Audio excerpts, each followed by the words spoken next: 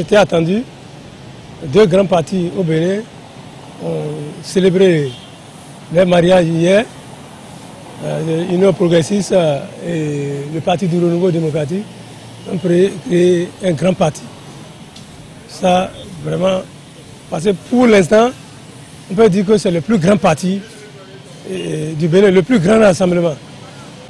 Mais, vous savez, cette fusion, moi je pense que d'abord ça arrange le PRD. Puisque le PRD n'a aucun siège à l'Assemblée nationale. Quelle que soit l'issue,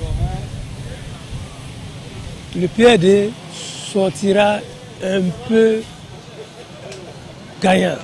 Pourquoi? Parce que même si c'est un seul siège, ils ont eu, c'est déjà bon. Alors qu'ils avaient 0 siège. Ils n'ont pas la capacité de réunir les 10%. Même, donc ce qu'on leur donne, ils doivent se contenter de ça. Est-ce que vous voyez? Et ce mariage, moi je pense que il ne faudrait pas que quelqu'un dise qu'on l'a trahi. Il faudrait que ça soit durable. Comme on a pu conserver les logos, c'est déjà une bonne chose. Mais quand je regarde le présidium là, c'est un présidium qui est pléthorique. Et en plus, je vois que c'est l'UP, c'est les gens de l'UP qui sont majoritaires. Aujourd'hui, quand le PRD fusionne, se fond ou bien se marie avec l'UP pour devenir UP le renouveau, bon, nous espérons beaucoup de choses. Si vraiment, parce qu'on dit, c'est le soir du marché qu'on connaît celui qui n'a pas vendu. Et puis moi, quand j'ai suivi les déclarations des deux présidents, le président Djogbenou et le président Humbedi hier, mais c'est comme si quand on se marie, il faut s'attendre au meilleur et le pire. Et là, le président Humbedi aussi l'avait martelé, qu'ils étaient partis d'un climat de méfiance. Ensuite, ils ont instauré la confiance et aujourd'hui, ils ont peur de ce qui va advenir le lendemain. Parce que les militants, eux, n'ont pas lu le protocole d'accord avant de se faire accepter la chose quand les dirigeants l'ont prise. Et puis, mieux, le président même l'a souligné que quand on lui a envoyé le protocole, il l'avait fait sous confiance, sous fond de confiance, et il ne voulait même pas négocier les thèmes du protocole.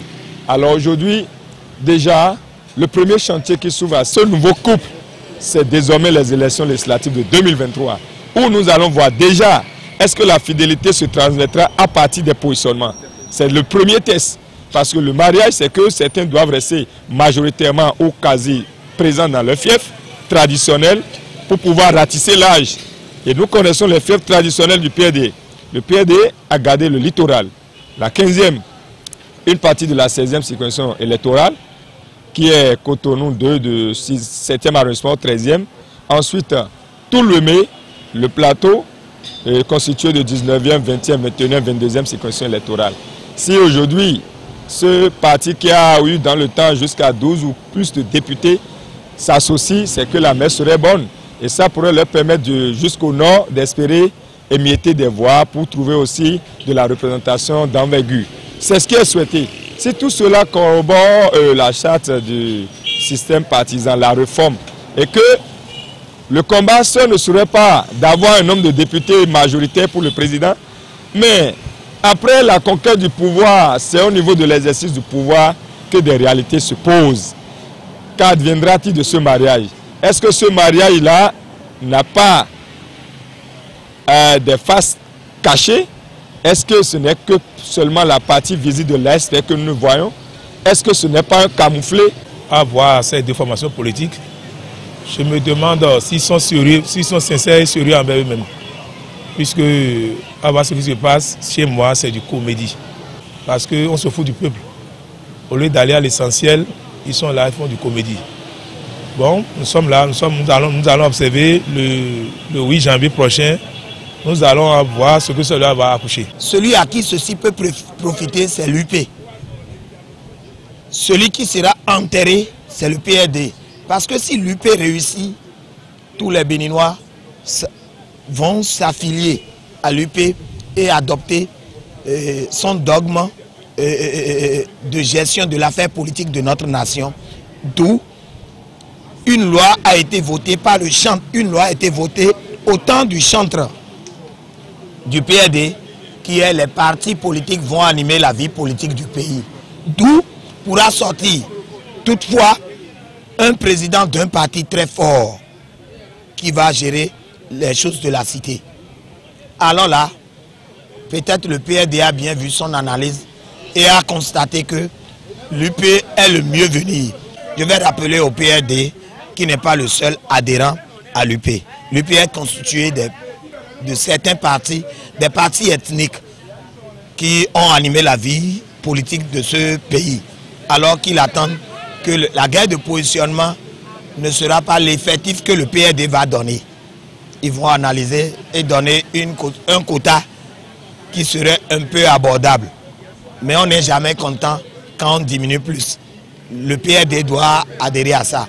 Mais l'idéologie du PRD est que, j'ai bien compris, l'UP doit être vigilant. Parce que quand le PRD impose que son identité doit sortir, il dit déjà beaucoup de choses. Mais quand ils ne seront pas comblés, eux, ils vont retourner avec leur logo. Maintenant, le logo là va piéger le logo général du parti. C'est le grand piège UP, PRD qui a l'arc-en-ciel en haut. Tout le monde veut adhérer deux partis aujourd'hui. C'est-à-dire, si tu n'es pas de l'UP, tu devais être du PRD. Alors là, l'UP devait être vigilant parce que nous l'avons vu quand le PRD a opté pour le gouvernement de Kérékou 2, Chola, et à un moment, ils ont tous démissionné, ils sont repartis. Or, ce n'est pas une fusion qui a permis que les logos de Kékéréké soient ensemble. Ce n'est pas une fusion de Chola. Maintenant, il y a une fusion de tests et de logos, d'engagement. D'où Mbedi dit déjà que j'avertis pour la crise de confiance, sinon ça va péter. Il a exigé en plusieurs reprises pour l'esprit de trahison que l'UP ne trahit pas. Et voilà encore, si l'UP n'a pas trahi, c'est un grand piège pour le PRD, où il verra mieux peut-être ailleurs, mais il lui restera comment partir si l'autre n'a pas trahi.